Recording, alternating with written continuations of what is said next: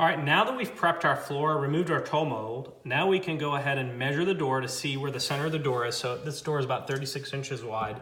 The center of the door is right about here. So we know where the center of the door is, and what we're gonna do is line up the Haven template, which is also the riser, for a hard install with the wood screws. Again, if you have the tape, this is where you would find the middle of the door and put the unit down, removing the tape applique and installing it to the floor.